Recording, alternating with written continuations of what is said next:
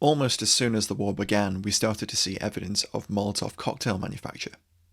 The Ukrainian Ministry of Defense was keen to highlight and encourage it to show civilian resolve in the face of the Russian invasion. And over the last few weeks there have been numerous news reports and TV news segments on Molotov production.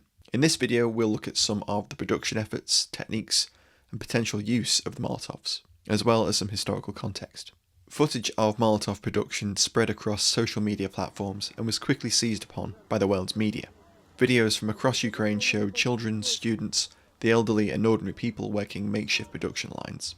On the 26th of February, just 2 days after the Russian invasion, women of Dnipro were featured on TV news making Molotovs, seen shaving polystyrene for use as a thickening agent and filling bottles. In Lviv, reports from the 28th of February suggested that 1,500 Molotovs were being made per day at just one of the makeshift factories.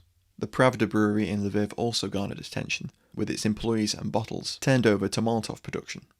The brewery's manager said that they produced 2,000 as of the 18th of March, and shipped some to Kyiv.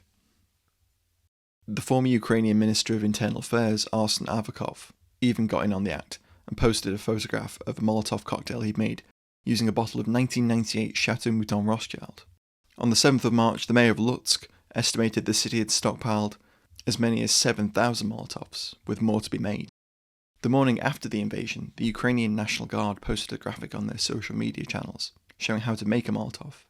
And on the 28th, the General Staff of the Ukrainian Armed Forces shared some graphics suggesting the best places to hit Russian vehicles with Molotovs. There have even been billboards posted with instructions on how to make a Molotov.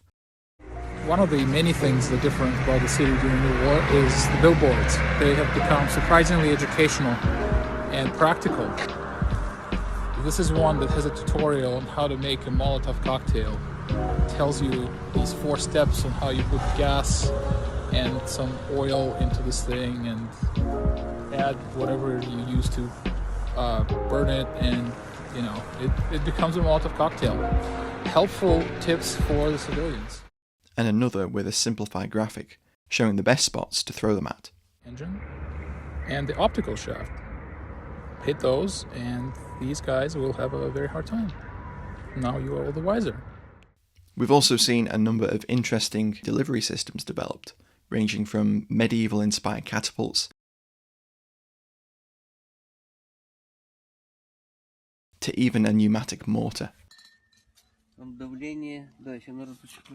Чтобы не потух, пока будет лететь, но это тоже дело техники.